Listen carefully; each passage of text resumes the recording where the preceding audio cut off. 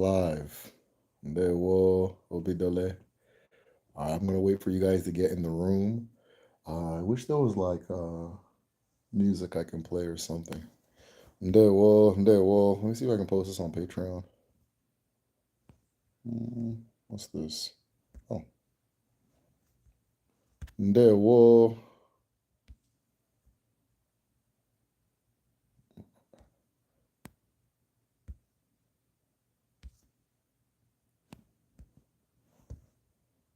All right. There will. There will. So I see somebody's already in the building. Let me know who you are. If you're new, welcome. My name is Derek Ofadarumwa. I teach Igbo spirituality here on the Medicine Shell. By making documentary videos, going live, and so forth. The best way to support the channel and learn more, of course, is by joining the Patreon community at patreon.com/the medicine shell. Today is a general ask me anything, right? This is ask me anything. I'm going to be here as long as you guys have questions. I'm going to dip out once the questions end or once the spirit of the moment kind of dies down. But yeah, so best way to support patreon.com/the medicine shell. I of course want to see more of you guys there. We have a group study that twice a month we all get together. Well, it's optional. It's not like not everybody, but those who are interested get together, and we discuss different topics. We have phenomenal conversations there. I keep them confidential. I don't post them outside of the Patreon, though I'm tempted to because they're so good. Uh, but it's the rule. I asked everybody. People said, I don't know about that. I'm not too comfortable because it gets kind of personal. But either way, join the Patreon community, patreon.com/the medicine shell. If you are a patron and you haven't come to the group study, please come. We need you. We want to hear you. I think you're missing out. That being said, today, all right, let's see who's all here.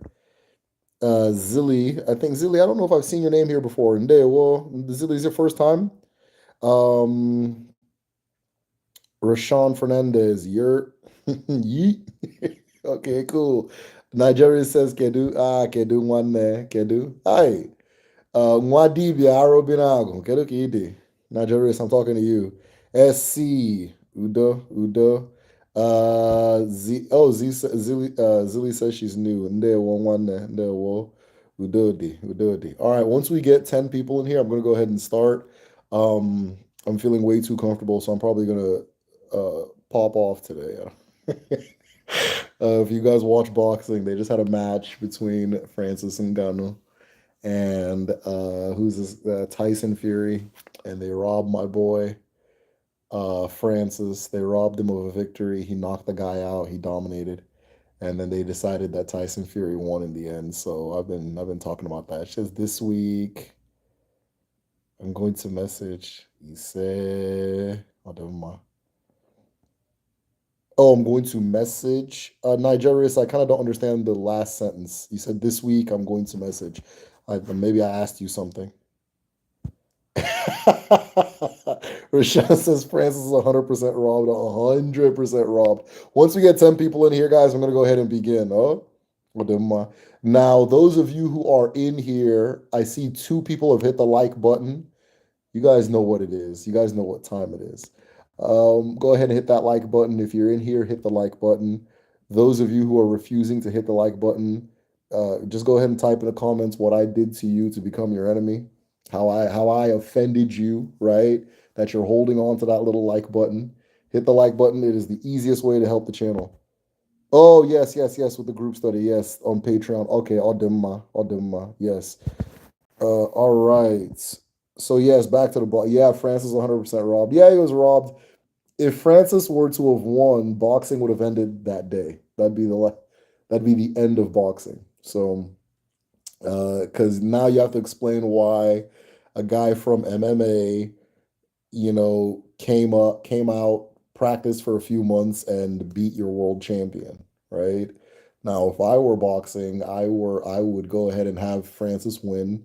I would have had it be a title match, and I'd have this very charismatic, very um, interesting, very intriguing, very respectable guy carry my belts. Unbelievably popular, unbelievably famous megastar. I'd have him be the champion, and we just let Tyson Fury go figure it out, and I would elevate the sport. But that's just what I'd do, you know. I'll do my, I'll do my. So, Kai, we nine people. Once we get one more person, we're gonna go ahead and begin. The three of you guys who are holding on to the like button, just know, just know we're not cool right now. Go ahead and hit the like button if you're in here. Okay, somebody's asking how they set up a shrine. Okay, I'll be answering that question. So the way these work is any question you guys ask, I'll answer. Almost any question you guys ask, I'll answer. Yeah, almost any question you guys ask, I'll answer. So go ahead and have your questions ready. Once the questions stop, I stop. So I'll do my. I have some important questions for you. African organic, or I'm sorry, organic African paradigm. I believe you. Who don't want to? We need two more people. So if you share this link on Instagram, share this link on TikTok, share this link on Facebook, post it in the WhatsApp group chat, post it in the Facebook Messenger group chat. Let's get those last few people in here and go ahead and get the conversation started. We have 9 people. There are 3 of you guys that are just holding on to that like button, and I don't understand it. Can you guys explain what the beef is and why we have to fight now? Huh? Go ahead and hit the like button if you're in here. Huh? If you're in here, that's what we do. We hit that like button. All right, we're at 7. We're at 7. Once we get to 10, we're gonna go ahead and begin. Once we get to 10, we're gonna go ahead and begin. Aha, organic African paradigm said I already hit like. Yeah, that's what I'm gonna start asking. When you guys ask the question, go back, have you hit like? And then from there we'll proceed. I didn't know it'd have to reach this point. So, anyways, let me see if I remember to do that, if I do or care to do that anyway. Adema. Adema. 7-7. Okay, now we're in a good place. 7-7. I'd rather have 7-7 than 10-2. Trust me. Adema. So I'm all about quality over quantity. Adema.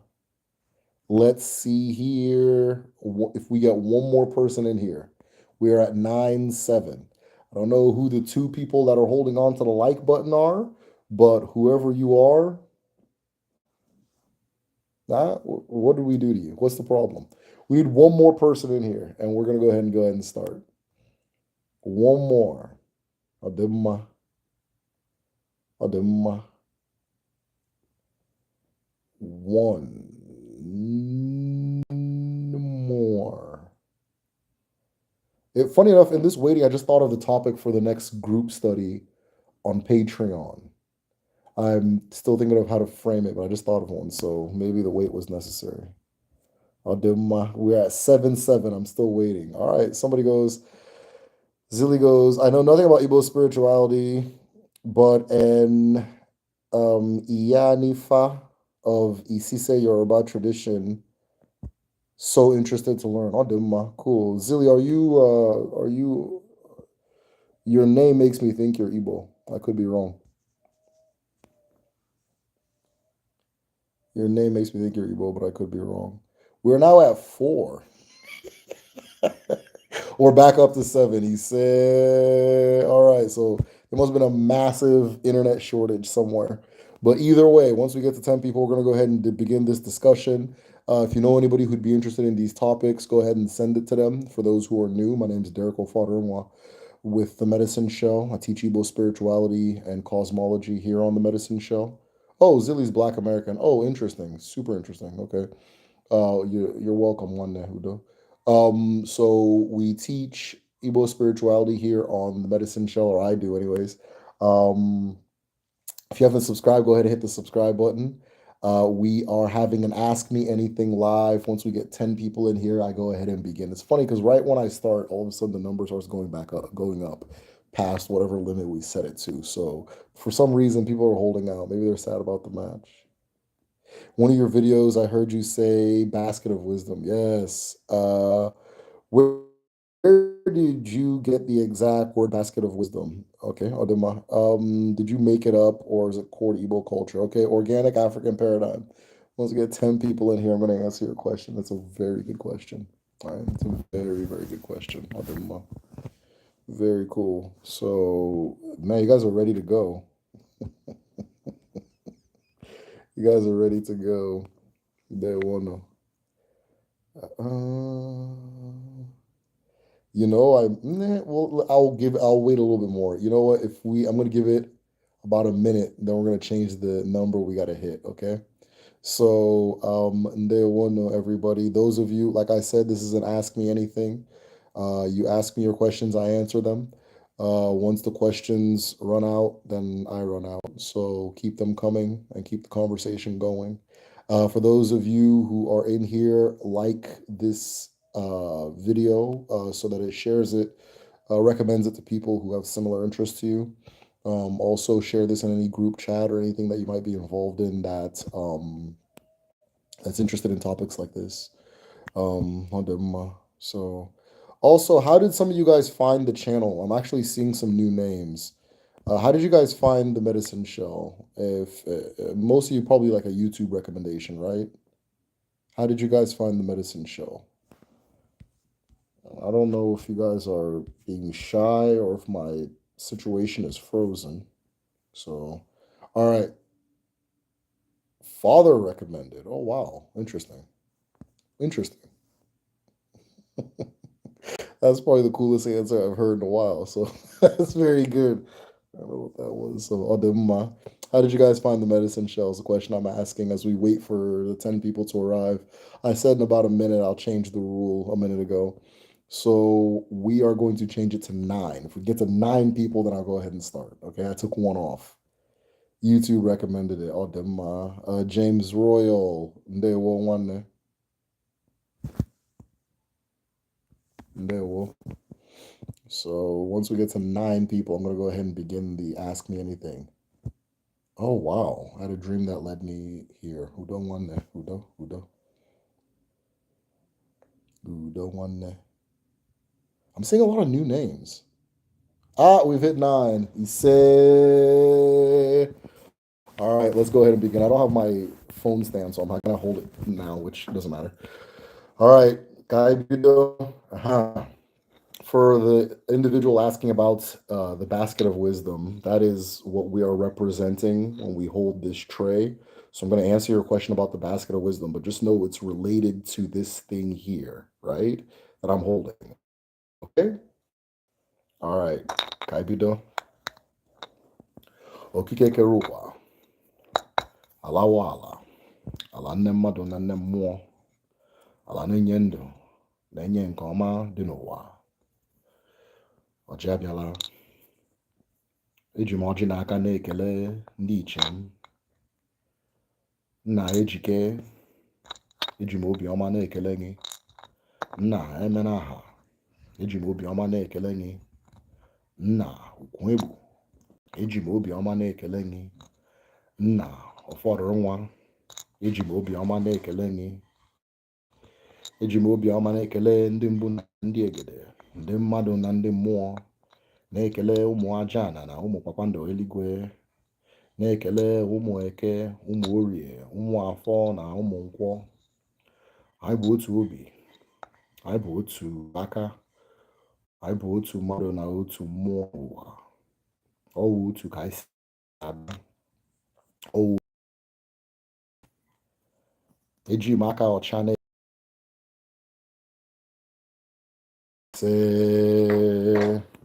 All right, let us begin. Cool, cool, cool. All right, up top to the first question. Okay, well, for now we hit 10. Yeah. So, all right. So, okay, first question. In one of your videos, I heard you say basket of wisdom. Where did you get the exact word basket of wisdom? How did you just make it up or is it a core to Igbo culture? So there's nothing in my videos that I make up unless I explicitly say, I think that, or it's from my opinion that, blah, blah, blah. I'm usually just sharing what I've been taught, what I've seen, what I've learned, what I've researched, and so forth. So the concept of the basket of wisdom in Igbo, they say nkatabia. Nkatabia, right? The nkatabia is the basket of abia, or it's actually okay, basket of abia, right? Or abia is divine wisdom, is wisdom from beyond the self. It's a stream of wisdom that comes from the creator into or through you. for one purpose or another, right? And so that concept of the basket of wisdom is not something I made up. It's a part of the culture.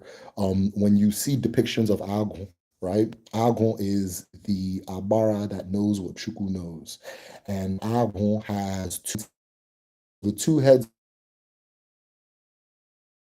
basket on their head. This is the Nkatabia. In a lot of rituals and so forth, shrines and so on and so forth, you'll see the use of baskets, the use of pots, the use of birds' nests.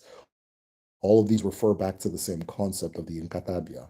You'll also see the UFO, which is, I'm trying not to hold this with my left hand, but I kind of have to. So which is this is my UFO, right? So there's a tray that you use to give Aji or to hold your Aji. The tray is very important, just as not just as important as the Aji itself, but they're all important because they're all representing something. That Abia, that divine wisdom, is partly represented by the Aji. This one's kind of old and petrified. By the Aji that's within it, and this UFO is the Nkatabia, or represents that particular Nkatabia concept. One of the top scholars in Igbo cosmology is John Ume. He's the author of After God is Dibia. And he was very specific in saying that the Nkata, that concept is made of salt. I don't know what he means by that per se, but it's like triangles or like a pyramid of salt, right? A pyramid of salt. Now, I'm going to give you guys a little hint into something that I've personally deduced. When you see those ancient pictures, be they the Egyptians, the Mayans, and stuff, and they're carrying that little bag, this is what that bag is referring to. That's what the bag is referring to. This is my own deduction, right? I'm not a Mayan. I can't speak for them, or an Aztec, or whoever the hell did it.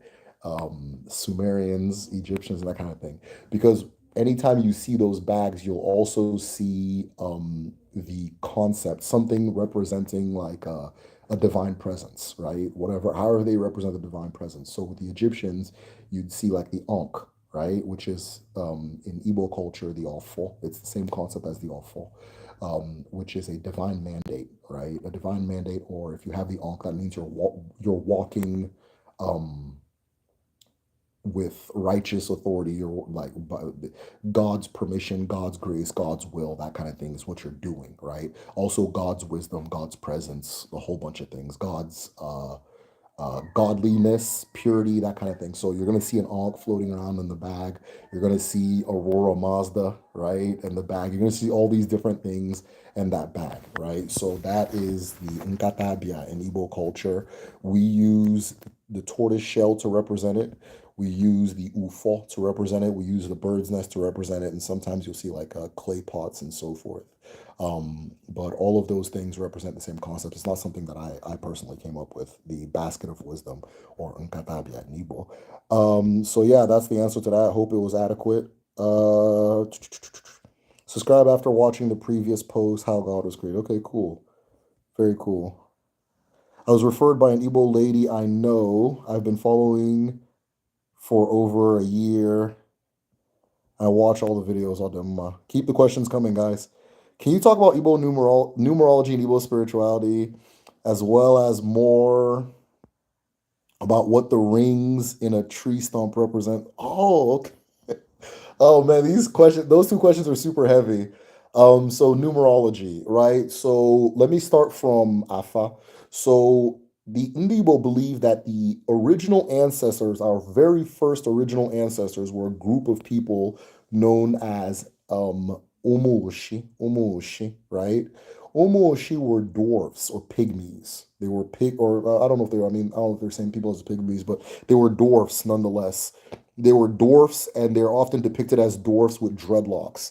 And it's from them that we came to learn, right? Or we're carrying on their tradition of understanding creation, of universal understanding, spiritual understanding. And so one of the things they passed on to us is their language. Their language is the basis of the Igbo language. Their language is also well preserved in that thing we call Afa, which is the divination, that divination language. And one of the things about Afa is each phrase is also associated with a number. So that Afa language that comes from Omuoshi, which I'm going to be talking about in my next two videos. So the next video I release is going to mention them, and the next video after that is going to go a little bit more in depth. And then if you guys want, I'll make an entire video about Omuoshi, USHI or Omunsi. NSI, right? That kind of thing. So, but either way, so these dwarfs are the ones that taught us all of these different things. They're the ones that helped us first establish our connection with and understanding of Arobinago, which is the consciousness of nature, right? So their language is also their numerology. They're one and the same. So an example in Afa, if you roll the number five, if you roll the number five, or if what you roll adds up to five, it will say, it shall be. It shall be. So whatever you're asking, it shall be is five, right? In Igbo language, when we say ise, the reason we say ise at the end of a prayer or a manifestation or a speech is we're saying it shall be. We will it. We will it to be. It's the same thing. So we say five, they say five, it means the same thing. Just a quick run through the numbers one through five. In Igbo numerology, one is the beginning. One is the largest number, according to, I want to say it's Dr. Ume that said this, or Nze Chukwuka Dibia was the one that taught me that. But one is the biggest number in Igbo because all things come from one, right? All things come from one. So size-wise, we see it the other way around, where the smaller the number, the bigger it is, right? So if you can try to visualize that, it'll give you kind of a good idea. The next number, so one is the beginning, but one doesn't exist, right? One doesn't exist in Igbo, meaning that nothing can be one. Nothing is one in creation. There's no one in creation. All things start with two. One is nothing, two is the beginning, right? So if you look at the Igbo calendar, there's a celebration on the second moon. This is the closest thing we have to a New Year's, right? It's a celebration of second moon, and it's just saying that if one happens, you may or may not have a full year. But if two happens, then the year has begun. We're officially clear, right? So some people celebrate the first moon, most of us celebrate the second moon. That second moon celebration is the reason Mardi Gras is held on the second moon. Pay attention to when Mardi Gras happens in the Western world. It's the same thing. It's the second moon celebration, right? And so, which means, all right, we're good. We made it, that kind of thing. So all things come in two. So two is existence, two is being, two is actuality. So if I come into the world, I'm Mado. I also have more. So there's me you can see, there's the me you can't see standing next to me. If you look at my face, there's two eyes here, there's two nostrils, there's two lips, there's symmetry going on, two ears, and so on and so forth. So all things manifest in twos. There's a component to everything. That's why a lot in the Igbo language, you'll notice when people talk, there's a lot of this and that going on. Alanigwe, Chineke, Mbunegede, just on and on and on. Like, most things are described in their as a pairing. Most things are described as a pairing. Husband and wife. Although we say okay, that's whatever. Husband and wife, all these different things. Everything is described as a pairing. Two, two, two, two, two. It's two that makes things exist. Three is action. Three is action because three is incomplete. Four is completion. Three strives to be four, right? So because one doesn't exist, it strives to be two. Three it's something, but there's an incompletion to it, and it strives to be four, which makes it complete, right? So what does this mean? Three is the number of the Ikenga. The Ikenga is what your chi gives you as a human being, specifically as a man, very specifically as a man, but what it gives you as a human being for you to do what your chi brought you into the world to do, or be, or actualize, or occupy what your chi brought you into the world to be, actualize, and occupy, right? And so that thing, if you think about that, there's an incompletion there, right? There's an incompletion. So, okay, I'm giving you three so that you can reach four, right? Completion is actualizing that thing, becoming that person, realizing that person, whatever phrase you want to give it. Sometimes with English, when you say things like be or like destiny, when we talk about those things, it sounds like a job. Sometimes it's not a job. Sometimes it's like You're supposed to say hello to 7 people on the 5th of January, have 2 children, so on and so forth, which, hard for in the West to actualize that with destiny, but it makes sense if I explain it later. So 3 is incomplete because 3 is the number of the Ikenga. 3 is the number of the Ikenga. It is the number of power, motion, activity, strength, so on and so forth. The third moon in the Igbo moon is Onwa Ikenga. In this moon, there's fasting, right? In this moon, there's fasting that goes on. At the end of the moon, there's wrestling. We're fortifying and strengthening ourselves for the year to come, right? This is also unironically the same moon as Ramadan, the same moon as Passover, and throughout the world, you'll find all these fasting celebrations that happen on this exact moon, which is the third moon, moon 3, right? And so 4 is completion. 4 is completion. All things are complete once they hit 4. So I have 2 eyes, right? But then my spirit has 2 eyes too. And that 4 is the completion, right? That's now I have vision, right? That kind of thing. If my spiritual eyes are closed, my physical eyes can't fully see what's going on. That kind of thing. Try to think of other examples, but 4 is completion, right? In the Igbo calendar, a week is 4 days. Eke, Orie, Afo, Nkwo. There are 4 paths by which all things enter the world. Eke, Orie, Afo, Nkwo. There are 4 elements. Light or fire, Eke, water, Orie, Afo, solid mineral, earth, Nkwo, wind, vapor, that kind of thing, right? There are 4 states of matter. All things happen in 4. 4 is completion in the Igbo calendar. It's absolute. Or in Igbo thoughts, numerology, and so forth, it's absolute. And then you reach number. Man, isn't it crazy how in the beginning of this, I said we're going to begin once we get 10 people. Then once I start running my mouth, we're at 23. Like, what is that? It took like half this stream to get to like 5 people. But anyway, it's all good. So 4 is the completion, right? 4 is absolute. 4 is completion, right? Meaning that, yes, as you're looking at me now, you can see 2 eyes, but there's 2 eyes you also can't see, wherever they may be. There's 2 more eyes you don't see, right? You're seeing 2 hands, but there's 2 more hands you don't see because all things come in 2 forms. Okay, the best way to put it, all things come in 2 forms, and then those 2 forms have 2 forms, and that creates 4, which is completion. This is why when you break a cola nut, the best type of cola nut to present to a person is one that breaks in 4. If we have a cola nut that breaks in 4, it's a good thing. It's seen as like a proper Igbo cola, right? There's, I think, 4 chambers of the heart as well. I mean, we can go on and on and on, right? So that's 4 is completion. And then 5 is something brand new. It shall be actual, like breaking out of that 4, and creating something new.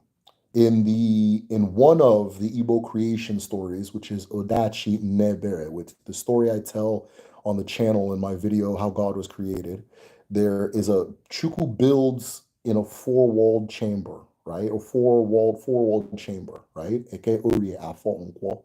And then his wife Eke is told not to open the door, right? But Chuku goes away and then she sneaks and opens the door. There's different versions of what happens, but they all say the same thing.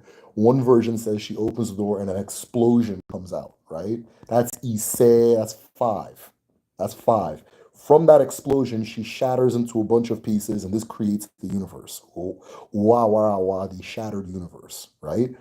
Another version of the story is that he comes home, gets mad, and rips her to pieces, which is also Ise, creates a whole new thing, right? So 5, just like the original, what I was saying with the original numerological language of Umuoshi, 5 is it shall be, right? So whatever we manifest in 4 shall be once 5 is said. When I'm holding the cola nut, right? Let's say this thing is in 4 pieces, right? I've already broken this one and eaten it. But let's say this one is broken in 4, it breaks in 4 pieces or has 4 chambers naturally. When I'm done saying everything I'm saying, we'll say Ise and I'll break it open. That breaking open is Ise. So everything I spoke onto the cola, I'm breaking open and I'm releasing into the world, right? That is 5. 5 is the doing number. The Yoruba people will get mad at me, but That's also why they say I say. I say comes from me say, but they'll argue. But it's just it is what it is, and I'm ready for them if they want to argue. So I think they say I say that it's ase I say or I say. That comes from me say. You say is five. I don't think it has a meaning in their language. So I'll them. All right. Next question. Subscribed after watching. Okay, cool. Um, Referred to by an Igbo lady that had been followed. Very cool. Okay. Tell her thank you, whoever referred to you. Okay. Oh, and the rings of a tree. I'm gonna be very quick because I took forever on your answer, wandering Atticus. So, the rings of a tree. So the I'm trying to be concise. So, eh, in the Igbo worldview, everything is a ripple. Everything's like a ripple. Like if you look at a okay, let me put it this way: if you look at the creation pattern of a ripple, that's also the creation how we see creation in general, how things are created in general. So I am a ripple, meaning that there's a core, which is my chi, and that thing is going to repeat itself in nature. Let me hold this. Let me use my right hand because I feel funny using my left. So it creates this thing where okay, there's a chi, which is my core. And then that chi repeats itself again and again and again and again and again as it expands through nature, right? So I am multiple waves of that ripple. My movement through time is multiple waves through that ripple, so on and so forth. It's also what you see in a tree. We typically represent it with a spiral rather than a ripple, but I've seen it represented as rings. So you'll see sometimes on like Anna, when they do depictions of Anna, she'll have these rings, these circles on her head. Sometimes it's spiral, sometimes it's like the sun, but it's all the same thing. So the rings of a tree are like physical evidence of that fact that we're like we form in a ring-like ripple pattern. So me or you, or both of us, as we ripple through time and space, it gets to a point where we're no longer physical. So there's an non-physical me, and it's ripple, ripple, ripple, ripple, ripple, ripple, that kind of thing. It's like just like the rings of a tree, but you can see this one, you can't see the others. So that is represented. If you see here, I hope you guys. I don't know how good my resolution is. See my fingerprint? See them ripples? This is known as my akaraka. My akaraka. Everything, all these lines on my body, all these lines on me, are all my script. This is the script that I will follow. There's nothing I can do about it. It is my predestiny. And these lines extend, according to our ancestors, extend all through my body. And but we can only see the ones on the palm with the naked eye, unless you have amomakaraka, which allows you to see like brown lines on people, like brown lines. And if you look at them, they're like spirals. They form in like spirals and ripples and that kind of thing. So it's the same thing as the tree. It's just the pattern of creation. Uh, all right. So, wandering Atticus, man, you just asked, or whoever. I mean, let me not gender you. Whoever you are, you just asked two bangers. So let me move on to somebody else. It said that the goddess Nyx is associated with darkness, divination, and she rests within all humanity. Could she be the same as Aghon? I don't know too much about Nyx, so I can't answer that question. I think Nyx is associated with the night. Um, and that's really all I know. But if you're looking for parallels to Aghon outside of Igbo culture, the word genius, go check the real meaning of the word genius. It's an esoteric word. It's in my hair. The word genius is Aghon. The words animus, anima, the word Sophia, Sophia, the name Sophia is Neaghon or Arobinaghon. Um, Trying to think of some other ones that relate to Agon or that basically say the same thing. There's a bunch of them, but the genius is one that comes to mind. Arobinagon. If I have a personal theory, my own deduction that Mars, not Mars, Mercury in Greek mythology is Okagon, the male Agon, right? Okagon is that's what the Greeks were describing with the character or the concept of Mercury is, or is Mercury Roman? Hermes is the male Agon, the male Agon. Not 100% sure who the female one is in Greek mythology, but I think it's Aphrodite. And you get the concept of Hermes Aphrodites where they're like merged. But that's some other shit.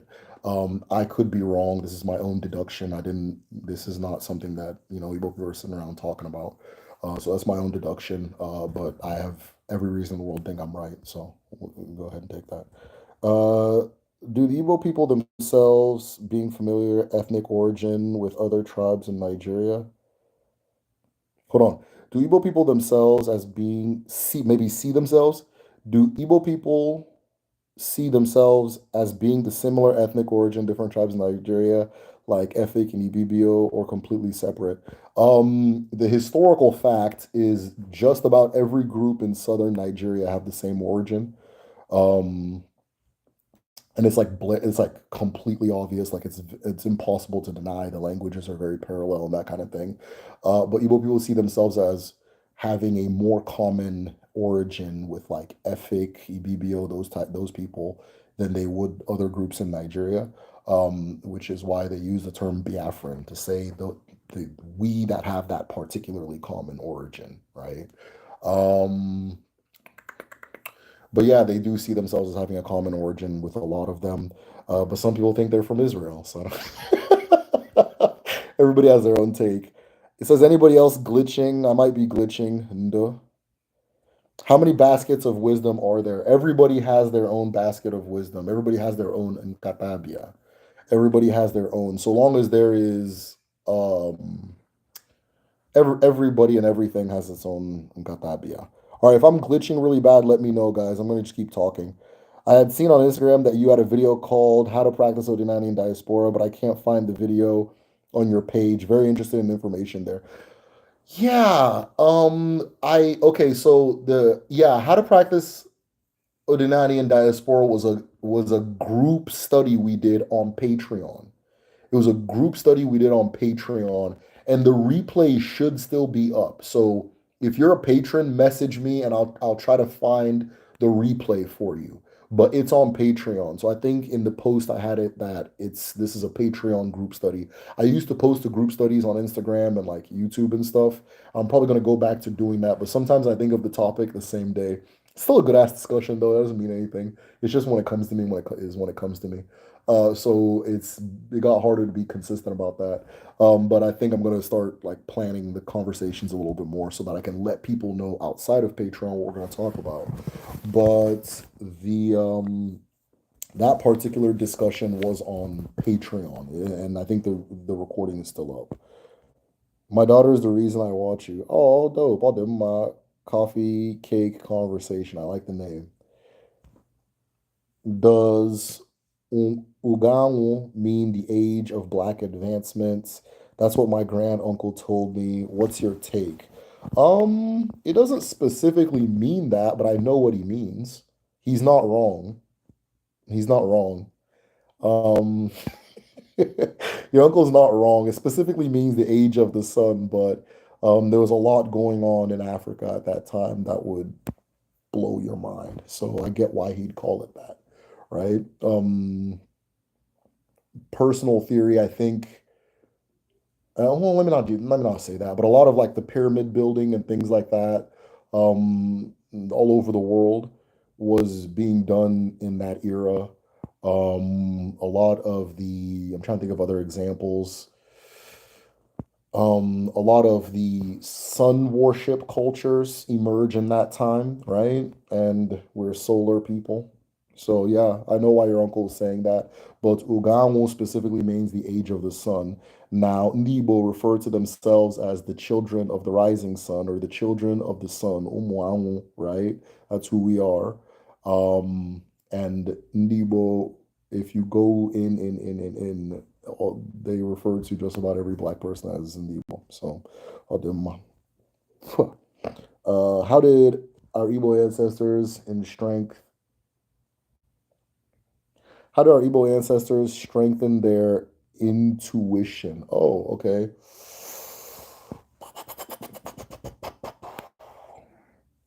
There are things DBS can do to help you with that. there are things DBS can do to help you with that, but I wouldn't know them. That's kind of like not what I study. I don't know that. I don't know that area. But um, things like meditation, things like actively visiting your altar, strengthen your intuition. Things like having a ritual with your altar. So, for example, my ritual is to go and greet my ancestors. I call them by name. I did it during this live chat. I called them by name. If for those who know, calling them by name, presenting them with the cola or water or whatever you want to bring. Some people do a sacrifice. All of those things, if you do it enough, your intuition will just go to a different level. It'll go to a different place. So those are common things that they did. But then there's like ways that DBS can make that happen as well, medically, and all of that is valid. Meditation helps. Being in nature helps. Silence, if you can find and stillness, silence and stillness. When you're silent and still, you can hear your chi a lot louder, right? You can hear your chi a lot more clearly. Breathing, being in rhythm with your breathing, or umendo, which is life breathing. It's just different breathing techniques that our ancestors used to be more in touch with their what we're calling the intuition.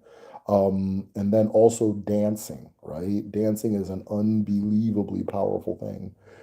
It gets underestimated in the modern day, but there's a lot there. So dancing will take you to a different place, a different level as far as your intuition. Regular dancing, deliberate dancing, that kind of thing. Free form, of course, not like some old Cotton Eye Joe bullshit, but just but dancing, all those things. So those are different ways that I'm aware of. Um, I have visions. I'm trying to learn to control them, and I want to know how Nebo did it. Yeah, I guess we'd have to talk a little bit more. We'd have to talk a little bit more because that sounds very specific. But I'm on your side. That sounds it's a very noble thing to undertake. All spirituality is connected regardless of place. Yes, all spirituality is connected because it's all referring to the same stuff, right? We're all talking about reality and we use different words, but that's what it is. Afa Ifa Dafa. Perfect. Yeah, makes sense. Cool. Would one be considered as the creator? Zilly, I don't understand that question. Maybe you want to elaborate. I had a dream that I was doing divination, and someone in the dream said that salt would be better for me to do divination. Have you heard of that? Yeah, people divine with salt. If that's what was told to you, go ahead and go for it. Go and do that. Do that instead. But because that's your intuition, that's your chi, right? So that is your divine self saying, "Hey, this is how to do it." But the fact that you're getting that kind of message, it says a lot, right? You're on the right path. You are on the right path.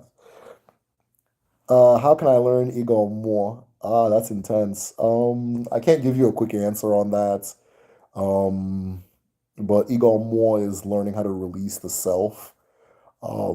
Is learning how to release the self. A lot of cultures have different methods for doing that. Um, the I can't give the full instructions for the Igbo one because a lot of it is not USDA approved. Uh, I don't want somebody doing something talking about the guy on YouTube, that medicine shell guy on the YouTube said me that I should do it.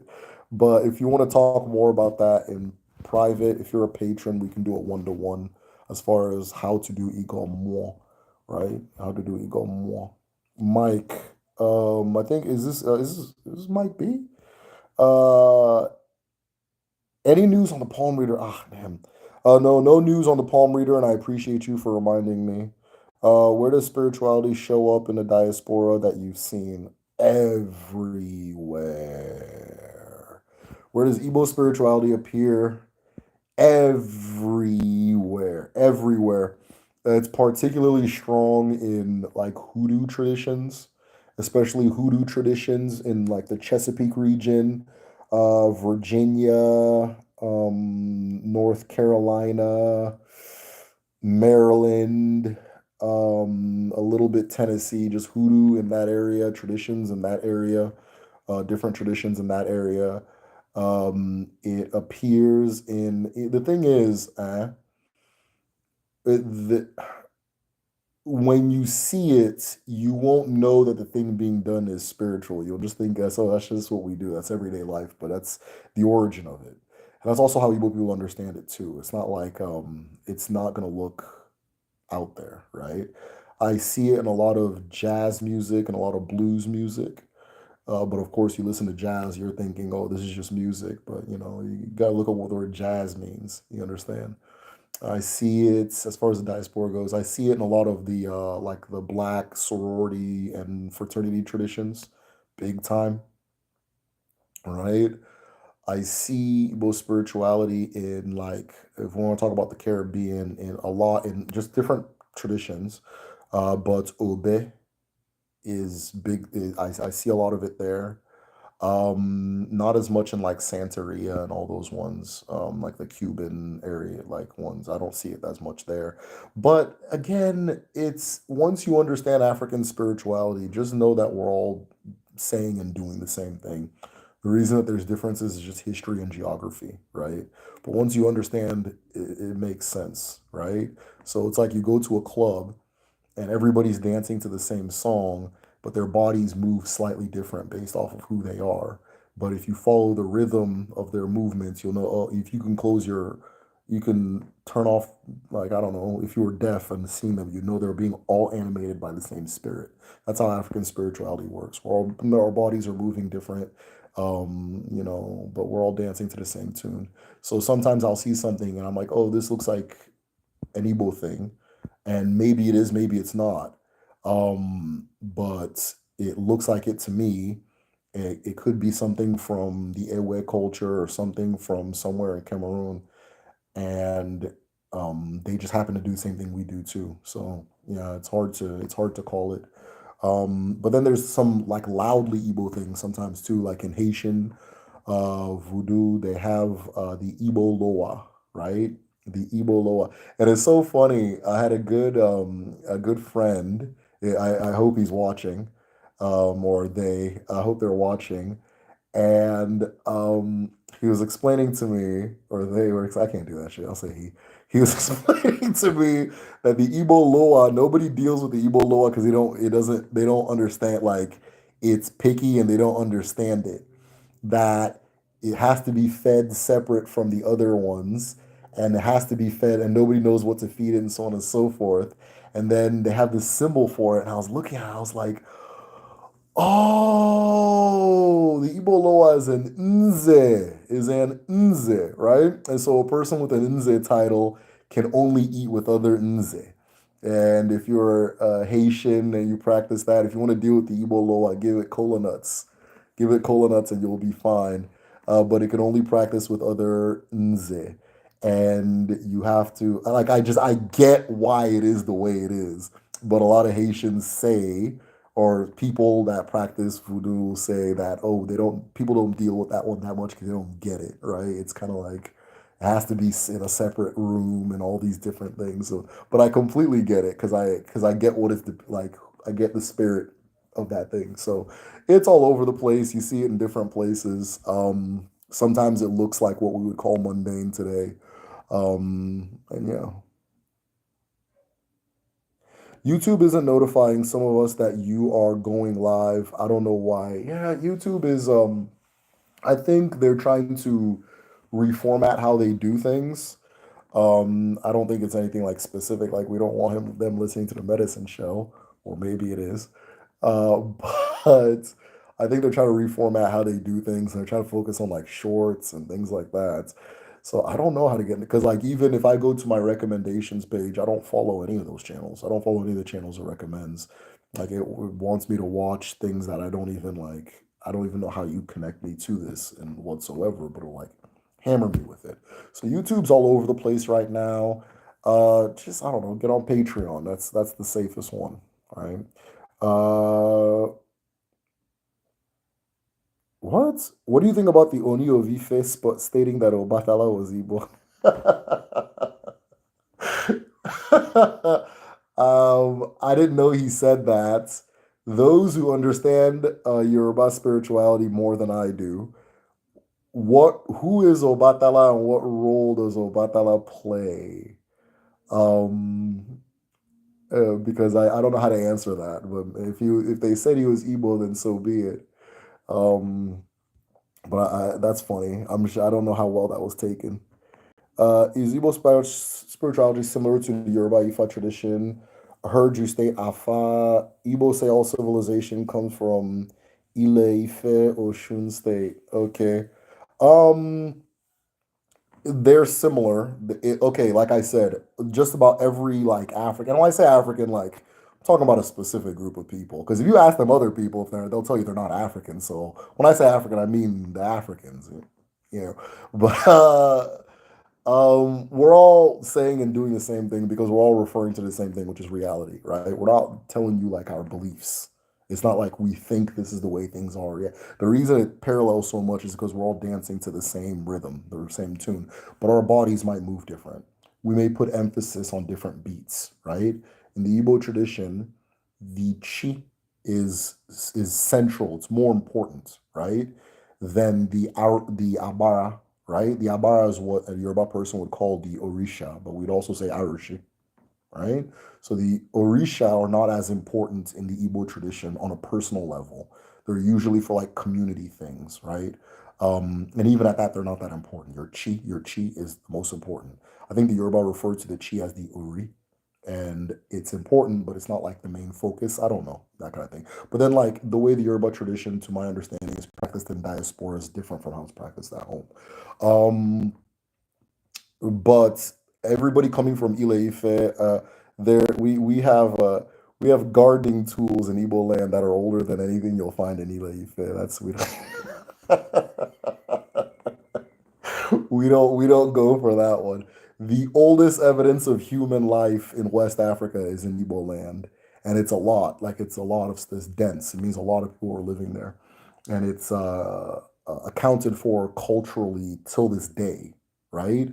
My family had to get something done, like a specific uh, ceremony, ritual, whatever you want to call it, and we had to go to Uguele for it, for that specific thing, which specifically says we're from there, right? Based on what it is that we're all from there. Now, that particular location has the oldest evidence of human life in West Africa.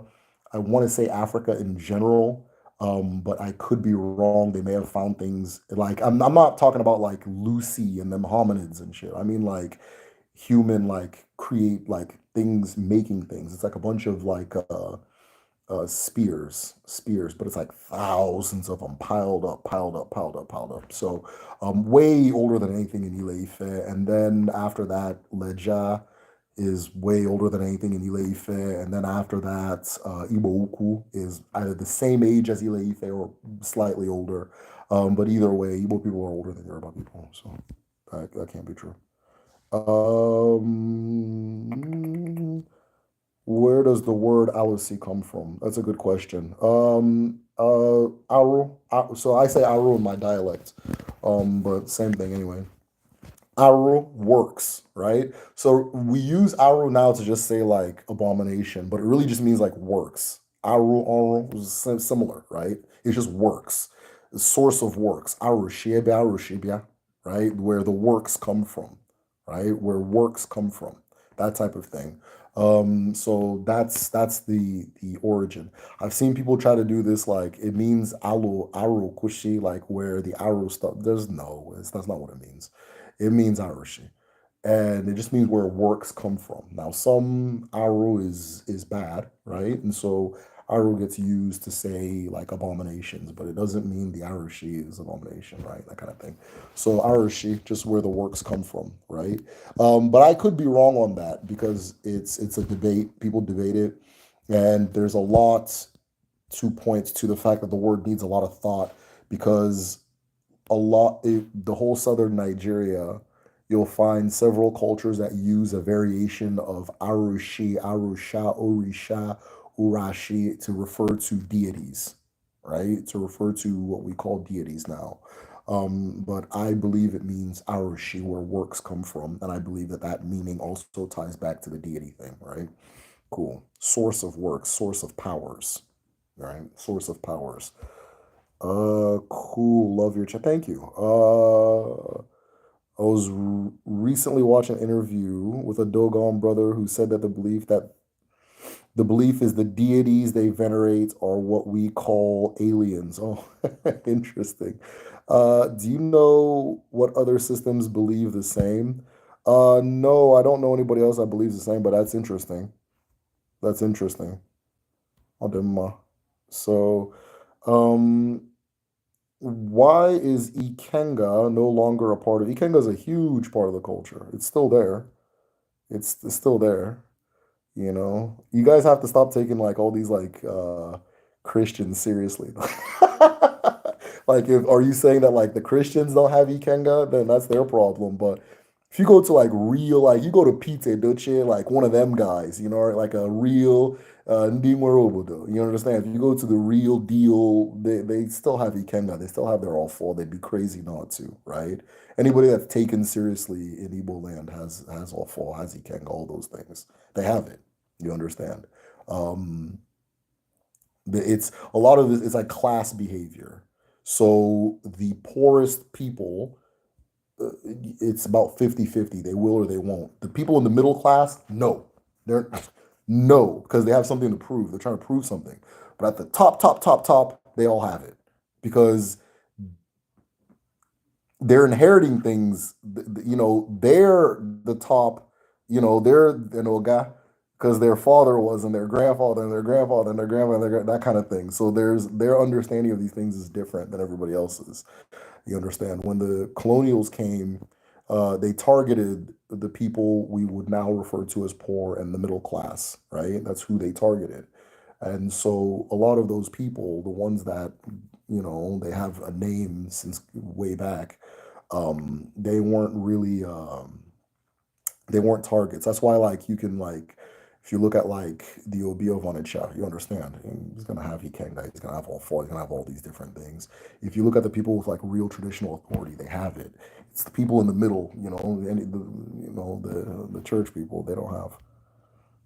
So, but yeah, no, Ikenga is still a big part of the culture, and it's within our generation. It's being revived now. It's becoming popular again, right?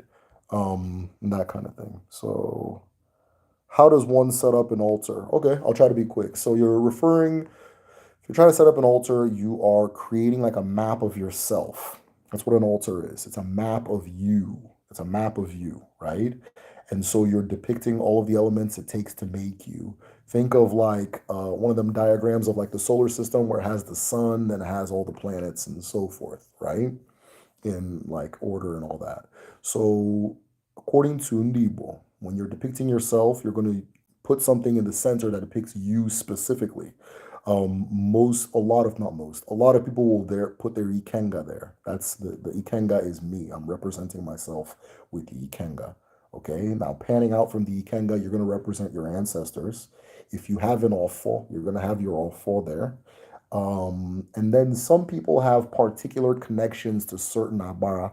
A Dibia might have a depiction of Agun, something that represents Agun.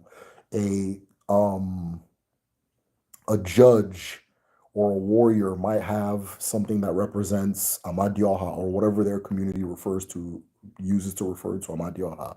Some of the names Udo, Kalu, Ekwensu, and so forth, right? You might have a depiction of Arobinago. If you have a particular connection to a certain Abara, you'll put it there, right?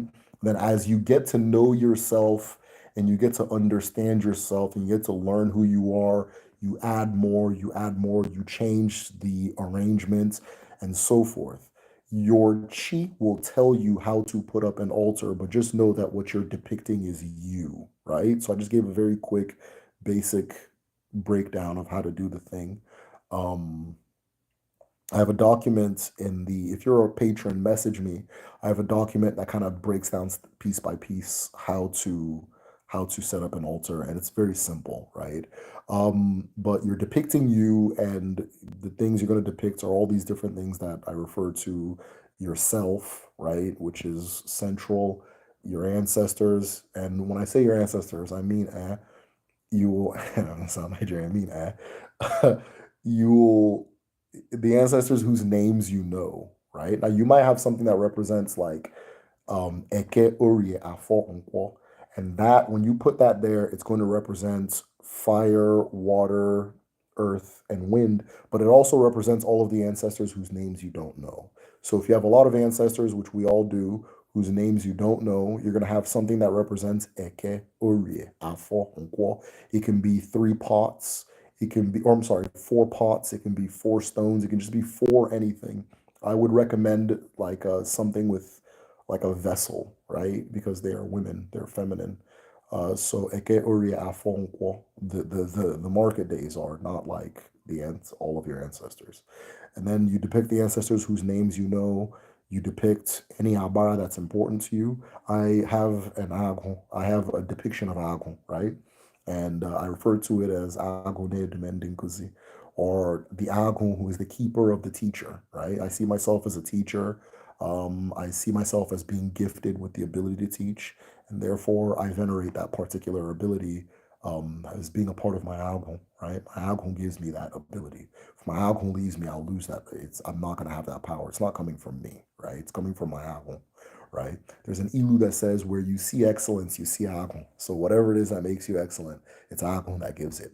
And if you know what that thing is, you put a depiction of algon and you thank algon for providing that particular part of you. And that's really it. Some people, if they're Obanje, they'll have something that represents their Obanje or Nemiri or something like that. It's just, you're just depicting you. It's not an altar if it doesn't feel real. So don't think that you're just gonna set things up and okay, well, this is what the medicine shell guy said, so I'm just gonna do it. And if it doesn't feel real, it's not real. It has to feel real. You have to, say today's gonna be a good day and go outside and so you have a good day. That's when you know you have a real altar. If you say today's going to be a good day, you go outside and have a bad day, you need to, reconsider. It's not real yet, right? I had to move mine outside and then everything clicked. Everything clicked. Once I moved it outside, it was inside. I was like, I'm this, believe it or not, a naturally very skeptical person. And it just felt like I was talking to a bunch of trinkets and beads. And I moved everything outside and it just clicked and it came alive, right? And so, yeah, that's how you set up an altar. It has to feel real, it has to feel true. If you put something in there to represent your ikenga and it doesn't fire up your ikenga, it doesn't fire up your will to do, your willpower, your strength, your ability, your divine power. If it doesn't fire that thing up, then it's not an ikenga. It's not an ikenga. So, Adema. I sniff paint chips. We all have our vices. Cool. Can you name the planets in Igbo? I cannot name the planet. I don't know the name of the planets in Igbo. Can a Dibia be an Obanje? Yeah. Yeah, a Dibia can be an Obanje. Absolutely. In fact, it's not uncommon. It's not uncommon. It's fairly common. But it's not like most Dibias are Obanje, but it's like a lot of Obanje are Dibias, right? How do you know if you're receiving Abia? Is it noticeable? Oh, that's a good question.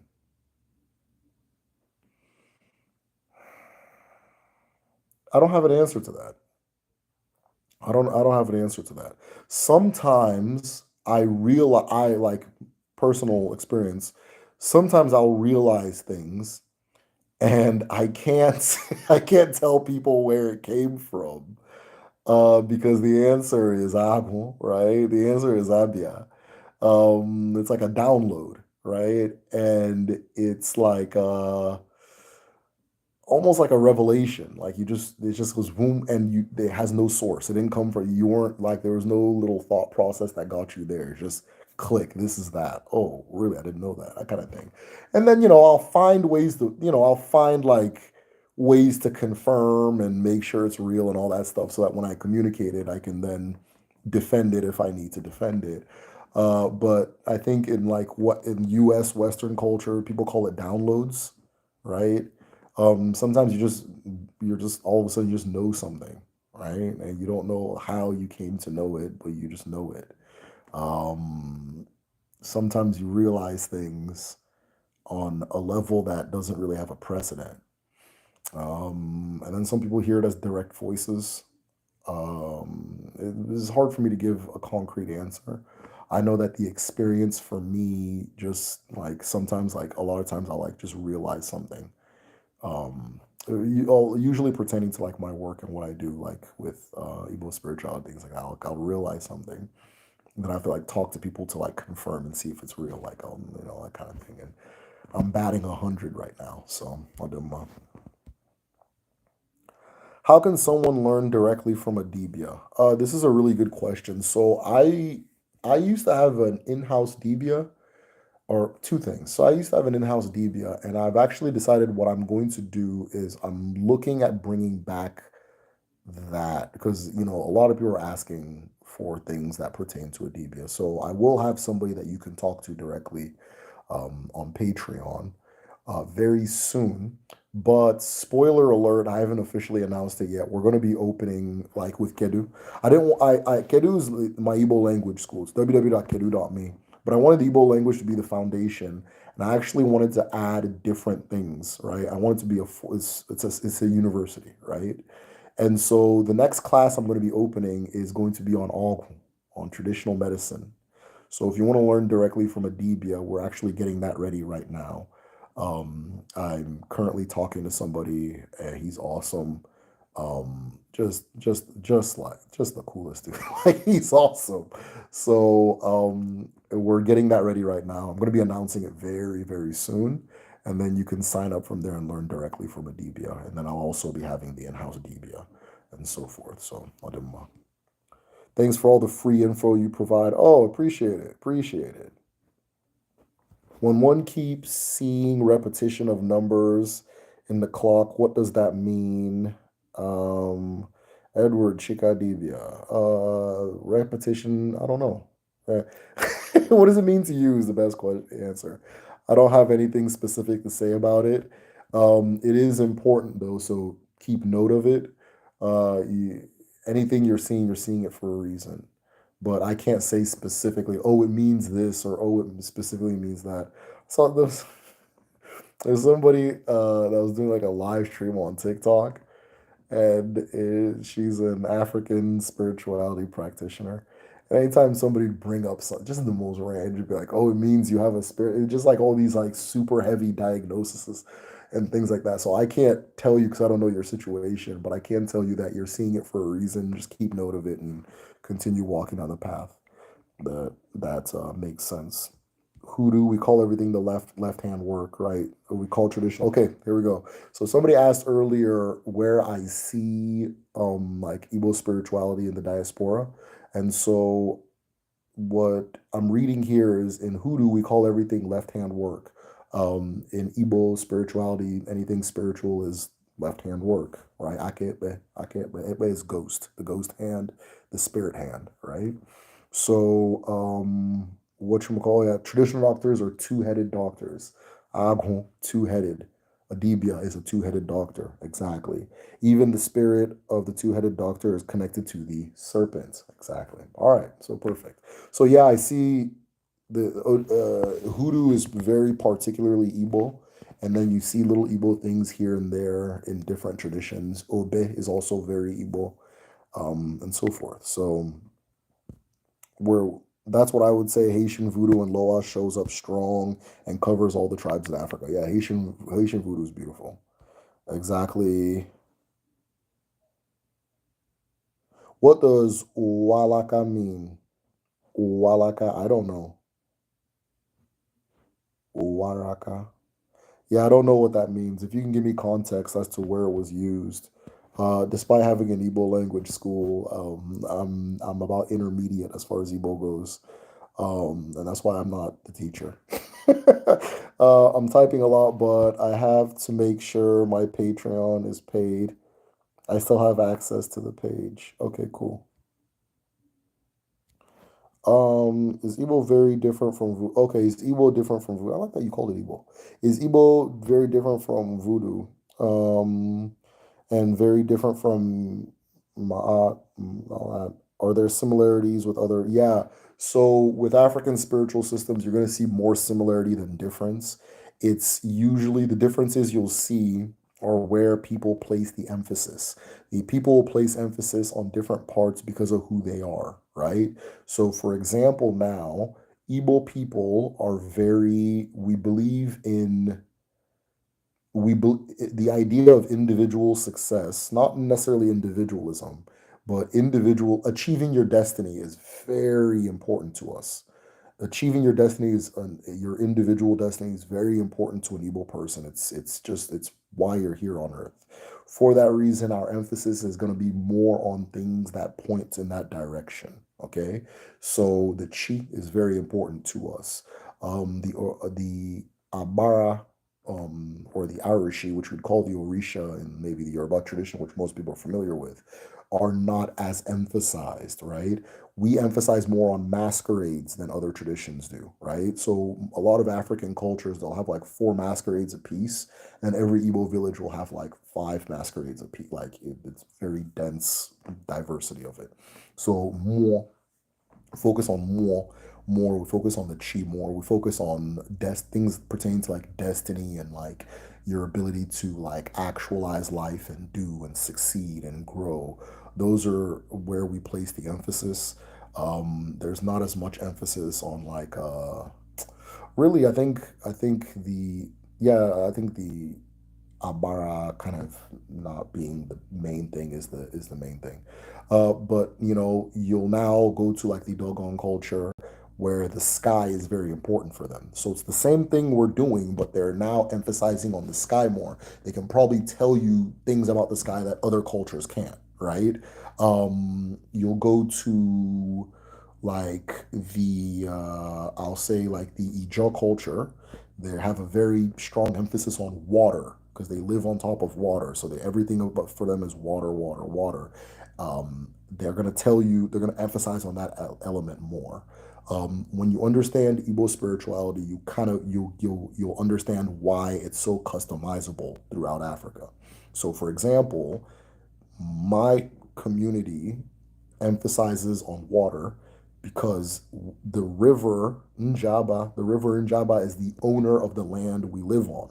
So our main Arushi in the community is Njaba Nkwo, which is water, a water Arushi in the Nkwo market, right?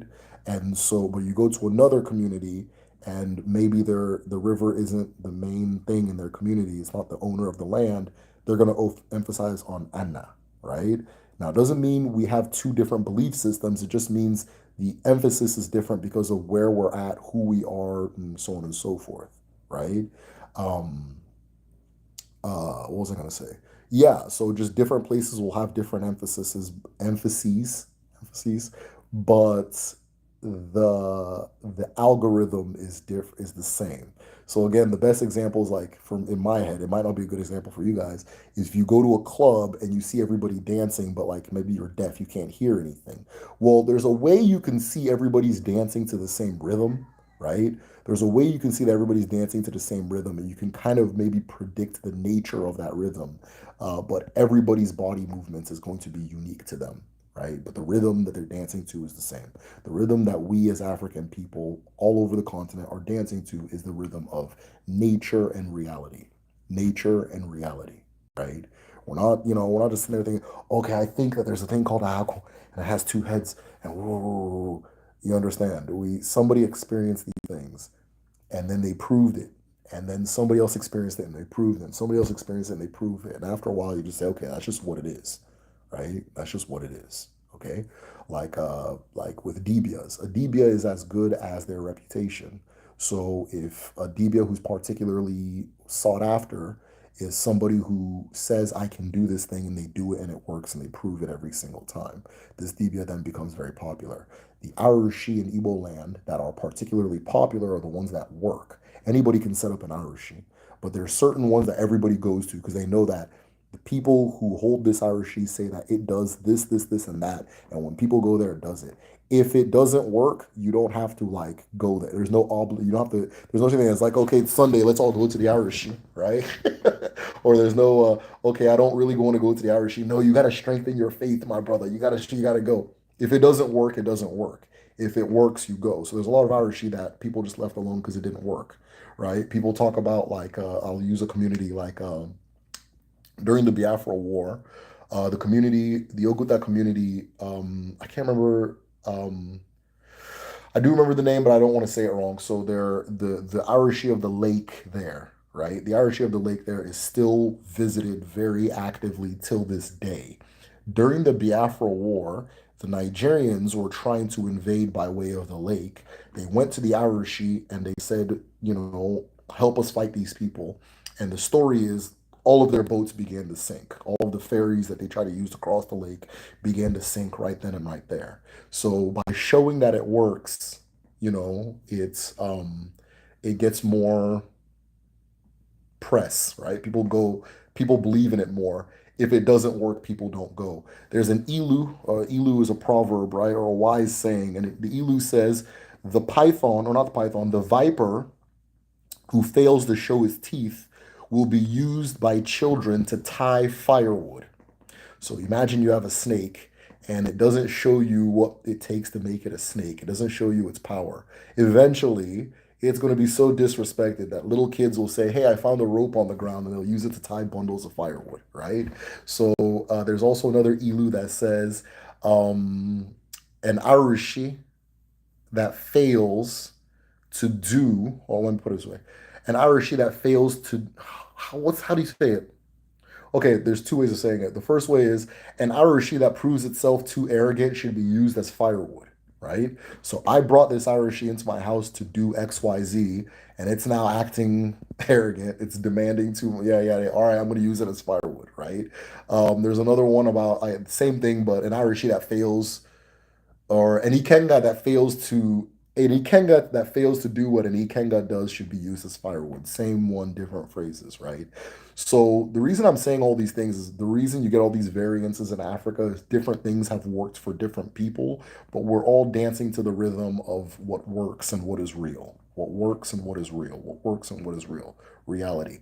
Connecting that with Ma'at and Kemet, I see all types of parallels between what I teach, which is Odinani and Igbo, Odinani, and what the people of Kemet were also saying. In learning the things I've learned, I can look at pyramid walls and there's things I see. I'm like, oh, I know exactly what that says. I know exactly what that says. I know what it means when there's two wings. I know what it means. I know what the ankh means. I know why some people will carry two ankhs when one person will have it floating here. I know, just you just know these, you just see these different things, you start understanding. I know what it means when I see leopard prints. I know why certain symbols are what they are. Just you just because the parallels are heavy.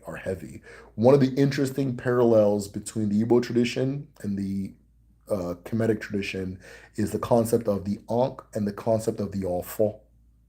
The Ankh and the Ofo. Okay. So if you're interested, take a look at those two things, right? I have a document, I wrote it actually. It's in the live. If you're a patron, message me, I'll send it to you. It's how to do Igolfo, which is like veneration of the awful.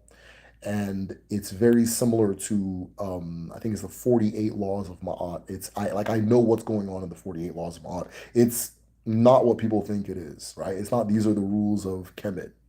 It's something else, but we can talk. Just message me on Patreon. Very interesting. Thank you for the answers. My husband is Yoruba and a Babalawo, so it's nice to learn another tribe. Okay, dope. Okay, that's dope. That's very dope. I'm late. What are we talking about? Oh, we're just asking questions. Person 11, good seeing you as always. Does Igbo spirituality does Igbo spirituality have and place imitations and place deities on one's head? Are you talking about I think the Yoruba people or like in Ifa they do like your head is like this particular deity and that kind of thing? No, no. There are people who it's a specific group of people who are connected to an Abara, right? Or we're calling a deity. There's a specific group of people, or an abara can manifest in human form as a specific type of person. But we know who those people are. We're aware of who those people are. And it's not everybody. It's not everybody. Um, so no, that's what I mean. Like the emphasis on the abara connection is not as strong. It's not as strong. So the emphasis we the focus is on the chi, your creator, your God, that kind of thing.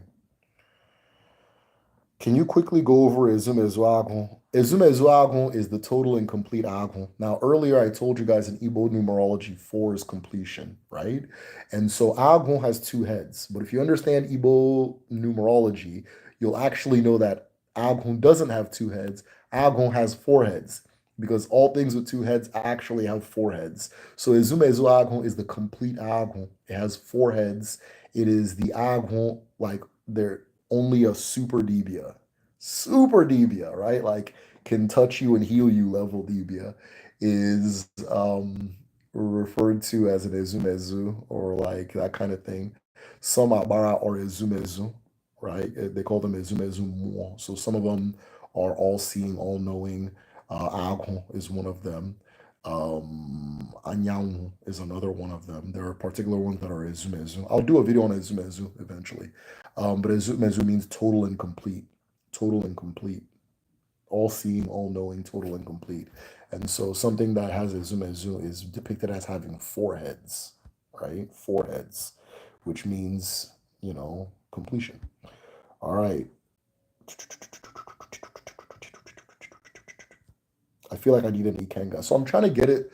I'm trying to connect to somebody who makes Ikenga. And yeah, because I need one too. And a lot of people are mentioning that too. So I'm trying to connect to somebody who makes Ikenga, so that I can like offer it, either on Kedu or Patreon or something. Does Igbo spirituality provide us with knowledge about our race in the future? We are living in Ugazi right now. Will we transition to a new era or stay in Ugazi indefinitely? Well, 4 is completion, so I don't know what's next. A lot of people say that Ugamu, the Enlightenment age, is next, but chronologically, it would actually be, why can't I think? Ugaka, which is the age of light beings, the age of light beings. So if it's a cycle, if we re-enter the age of light beings, I don't know what that's going to look like, right? I don't know what that's going to look like. But no, Ugazi is not indefinite. It does eventually end. Um, I just can't tell you what it's going to look like in the future. The Igbo say that nobody knows tomorrow, right? So will a married couple have different altars? Kinda. So a woman will have her altar, a man will have her altar. The woman's altar is known as the Eku or the Alomchi. And the man's altar is also the altar of like the family. So if traditionally the way we would build homes was the man would have his okay, so there's a compound, and each, like let's say he has many wives, each wife will have her own house in that compound. So each of those will have their eku, and which will be like in the kitchen area or close to the kitchen. And then in his compound, he'll have the OB, and in the OB is his main altar, which has the offal for the whole family. So the wife has her own, the husband has her own, in that particular situation. If it's not like a polygamous family, if it's just like a husband and a wife, same thing. She'll have her room, and then her eku in the, or I mean, they'll have their marital room, and then the eku in like the kitchen area and so forth. So each person has their own, but the main thing for the family is the offal of the family, and the husband holds that. So, what is the difference between the words di and amadi? There's really no difference. Amadi is like a title for like a title like a like a landowning man. Amadi is like a landowning man or a free man or like a great man. Amadi. Um, And then D is just like somebody who's a master of something. But D is also used to say husband. So Amadi and D, they're not really that different. But like, yeah, they're not really that different. They're not really that different. So, Ademma. But Amadi is like more like I guess D is a title for a person too. Amadi is more specific than D. The longer the Igbo word, the more specific it is. The shorter, the more broad and general. So D is just a man who's a master of something. A man who's a master of something. Amadi is almost specifically like a master of land, um, or like a titled man, right?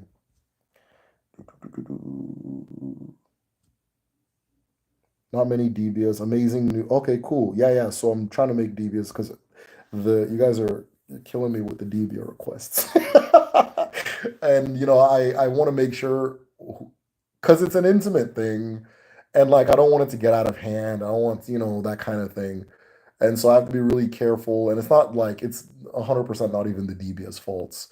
But I want to be careful and make sure that it's beneficial for everybody and it can be done, right? So is Arobinago connected to education? I'd say so. Yeah, yeah. In fact, yeah, yeah. Arobinago is connected to education. Absolutely. Ako, yes. Hoodoo also has Muslim aspects. Very interesting. Greece type of hoodoo talisman originating from Fulani and outside. Yeah, I know about Greece slaves. Yeah, yeah, yeah. I know about that. Is that Muslim though? Is that Muslim or is that just from like original Hausa Fulani culture, Sahel culture? Because I think that's just a Sahel thing. I don't think it's an Islam thing, right? I think Islam is very against that kind of idea.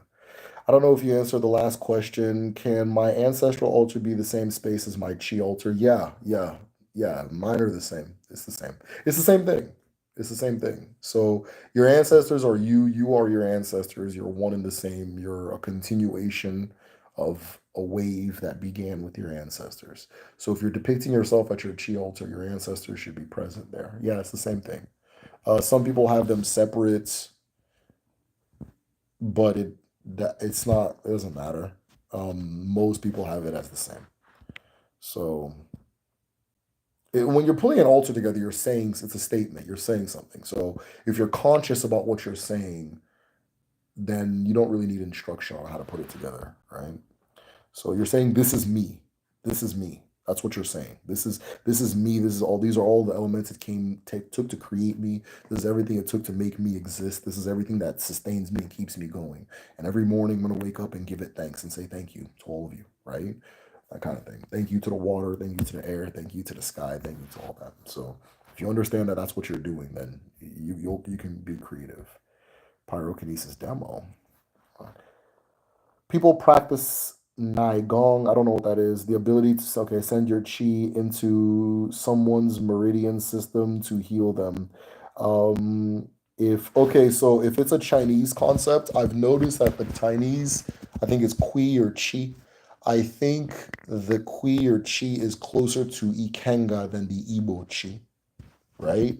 Though the Ikenga is called the gift of my chi. I'm shaking this too much.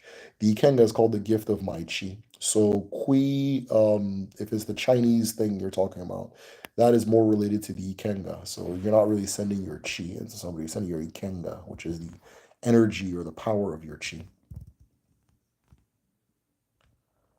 I'll check it out though. Yeah, so Master Jang Fang. I'll check it out. That's interesting. I know what you're talking about though. I know the technique you're talking about. Grease stems from Congo people. Just like mojo bags, yeah. So all derived from the act of making Mikisi. It's almost no. So I don't know if it stems from Congo people or they're all just doing the same thing. Does that make sense? Right? I don't know they're if it stems from what because we do this sometimes like, oh, this comes from that, that comes from that. I think it's a very European way of telling history. And the reason Europeans tell history like that is because They just got there like a few thousand years, right? The current crop of Europeans we have got there about 6,000 years ago. You can easily say, oh, this came from India, this came from that, that came origin of this, origin of that. Yeah, yeah. A lot of African cultures are so old. It's like, where do you even start, right? Like that kind of thing. And again, we're all pointing in the same thing. So if one person says the sky is blue, another person says the sky is blue, that idea isn't coming from one person or another. We're all just saying the same thing about something we're noticing. So the mojo bags, I'll call them mojo bags. Mojo bags are, I can't think of an African culture that doesn't have an equivalent to the mojo bag. Um, and so forth. And this isn't like to discredit what you're saying, because I know what you mean that, okay, Congo people have that too. It's not necessarily an Hausa thing. So yeah, thank you for sharing the whole thing. I appreciate it. Age of light beings is where we transcend into the physical world and start eating sunlight like that girl did. Them 40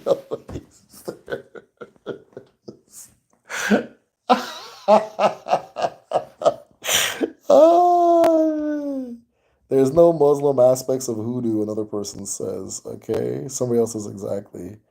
Not the 48 oysters. Just tapping in, went back. Pretty sure triangle salt is the pineal gland. I've heard this too. I've heard this too. Messages is held for review. I don't know if I'm disconnected or if somebody's wilding out. What? Okay, I see why that's held for review. Dina, calm down. We're gonna keep that hidden. I don't know what you're talking about. Dina, calm down. Another moderator handled this. I didn't even know I had another moderator. I think it's Udochi. Udochi, are you here? It depends. Documented evidence that Fulani slaves were in the US, so what they brought over is likely their own traditional practices that had a Muslim coding. Yeah, yeah, maybe. I don't know. Um, okay, you guys are talking about I'll just let y'all talk. Yeah, just let y'all guys go. No, it does not just come from Congo people, but in hoodoo. Congo spirituality is heavy in hoodoo as well. So Congo spirituality is heavy in hoodoo as well. Yes, it is. We still use Congo words in hoodoo. Yes, I've heard that. But I know what you mean, LOL.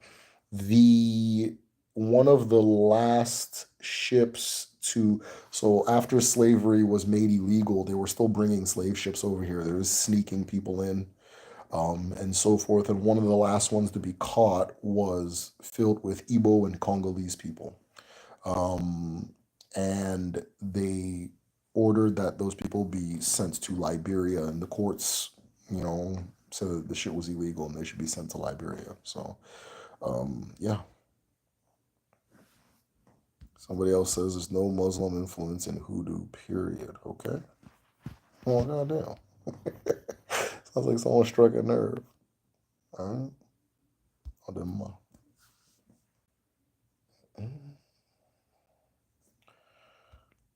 Okay, y'all. I think okay, I've got one more question. Hey, Malcolm, and there one day. Malcolm, I was just telling a story that involved the conversation we had. If this is the same Malcolm, this is the same Malcolm about the Igbo Loa. So if you go to the beginning of this, our conversation gets mentioned. How do Igbo people view energy healing? What does the process look like? I'm a magnetopath. Magnetopath, I don't know that word. And would love to learn more on the Igbo. Another Malcolm. Okay, okay. All right, no problem. Yeah, so energy healing is very much a part of the Igbo tradition. There are some Dibias who just naturally have that gift. Um, of being able to heal by touch, being able to heal by energy transfer, so on and so forth. I can't give you a lot of details on it right now because it's not something I'm super well versed in. So my answer is I don't know. I just know that it exists within the tradition as well, if that helps. As I've learned from you, the nature of what people do.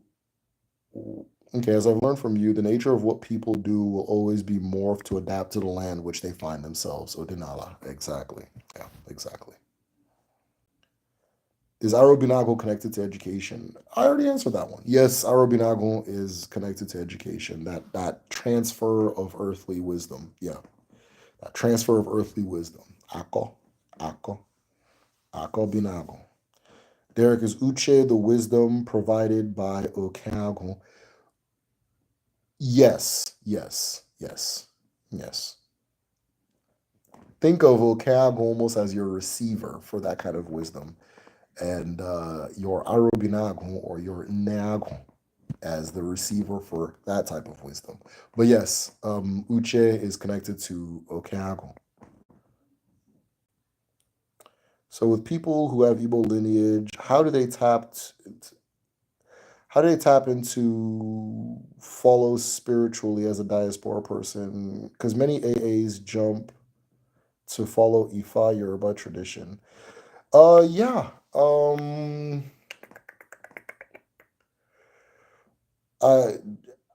I I would start with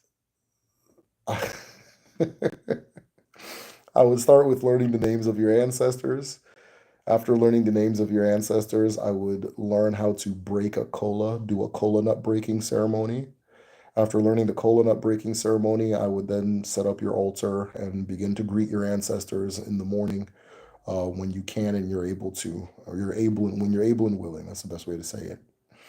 Um, Odinani is not codified like a religion because it's not. In a few years, people are going to start doing it that way because they're like coming out of Christianity and into it. And so they're going to just like have that scaffolding to just do it that way. And so it's it's not there's not like a temple you can go to or something like that or like that's not what it is. That's not what it is, right? So I'm sure you understand that. So just do those three things that I said, right? Learn the names of your ancestors or begin the process of learning the names of your ancestors. It's a process that never ends. Learn the kola nut breaking ceremony. Learn how to do that in Igbo. Learn it in Igbo. It's not hard to learn in Igbo, right? And after learning the kola nut breaking ceremony, I would set up your altar and then you're good to go. The rest of it, your chi will guide you for the rest. Your chi will tell you the rest. Ademma. But yeah, no, a lot of people are into Ifa. It's just Ifa is big in the Western Hemisphere, so it's more access. There's more access to it. All right.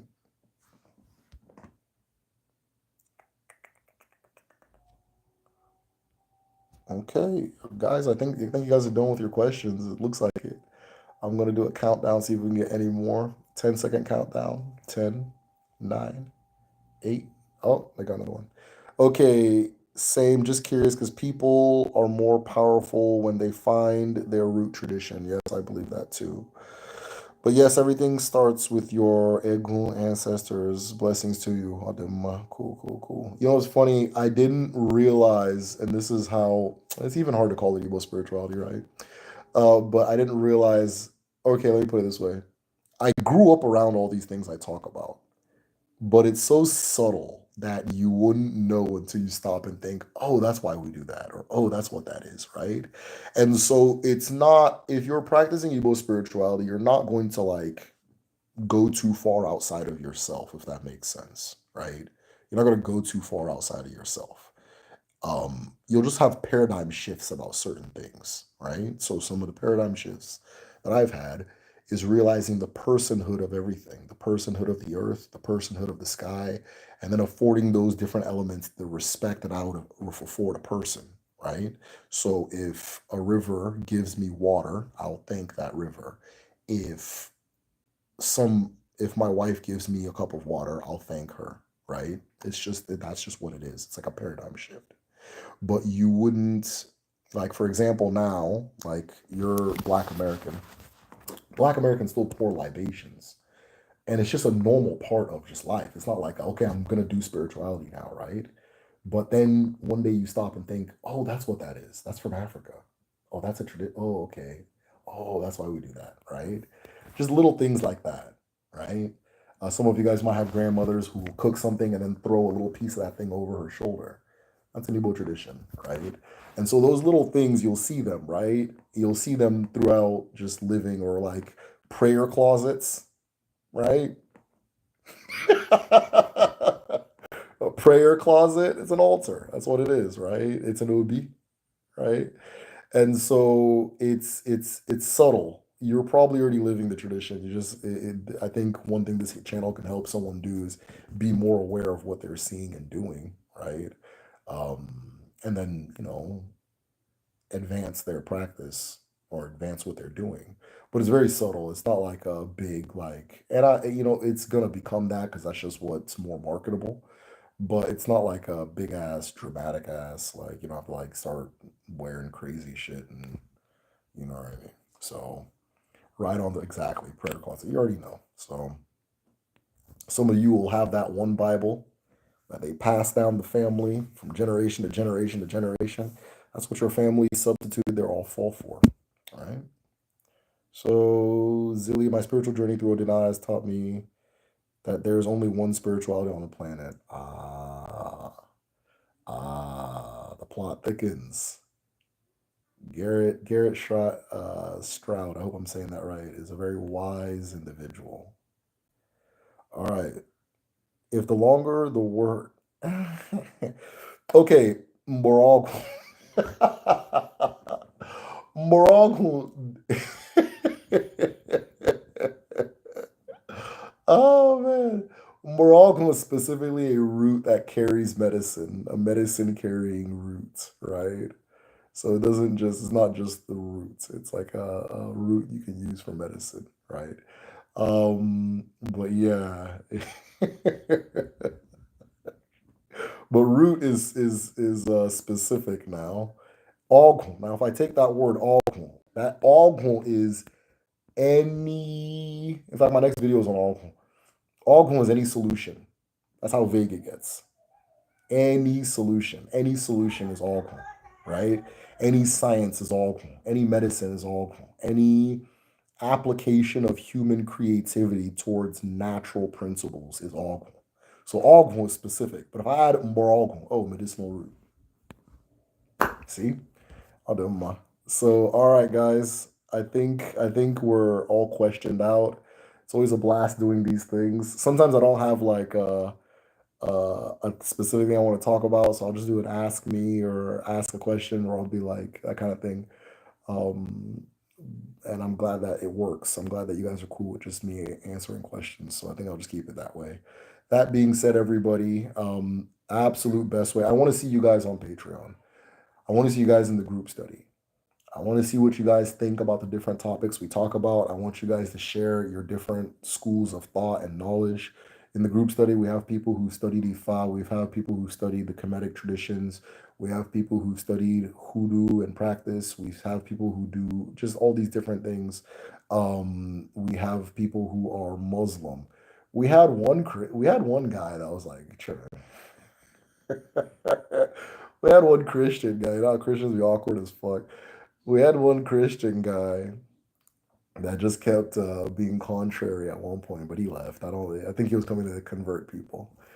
And that kind of thing. We have different, and everybody comes together and we just discuss these topics, and everybody gives these different perspectives and these different ideas, and one thing I didn't anticipate happening is how much community's been created because like people send me pictures. Oh, I went to this person's concert, or oh, this person came to my art showing, and this kind of thing. And so people are meeting each other and connecting and things. It's like a really cool thing. So those of you who are part of the group study and the Patreon, keep doing your thing. For everybody else on Patreon, my full research library is available. I'll be making I've had t-shirts for like months, but for some reason I keep being like a perfectionist about it. Like this, I don't know why I can't just like let it release it, but I've already told myself it's coming out very soon. I already set a date, so once it comes out, I'll let you guys know once I come out with the t-shirts. I'm just being like really for some real like, and it's like a t-shirt. Like, what are you perfecting, right? Uh, so there's that, and then of course those of you who are going to learn the Igbo language by the end of 2023. I have an Igbo language school. It's www.gedu.me. So there's three different levels as far as the classes go. There's beginner or Igbo 1, 2, and 3. And then at the bottom of the page, there's a survey.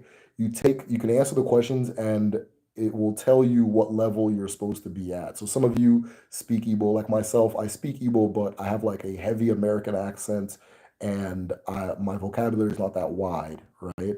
Because most of the things I know are like what a 7-year-old would know and like spiritual stuff. So for someone like me, I would be in Igbo 2. Then there's Igbo 1. You've never heard the language before. You have no relationship with it. That kind of just we're starting from the very beginning.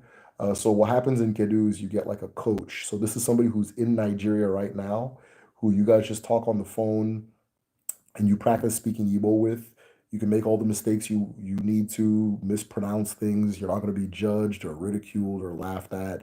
I just want to create a safe space. I think the one thing that we're missing as far as learning Igbo, for those of you who are like immediate Igbo descent, one of the things that's tough to find is like a safe space to learn Igbo, because our people, we have zero tolerance for mistakes as Igbo people. It's not a bad thing. We have zero tolerance for mistake making. There's no such a thing as I didn't do that right.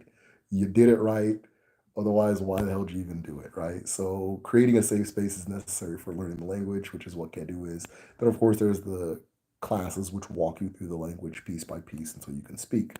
That being said, guys, those are all things that are available right now. As always, thank you guys for the conversation and the questions. Yeah, as always, uno gadi, uno geto, kabla nutri aka gadi n'ụwa, gadi otu a na-eke, n'orie, n'afọ, na nkwọ. Say,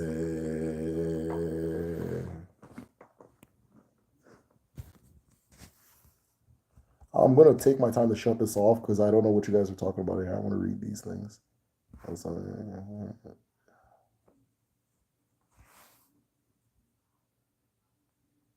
Okay.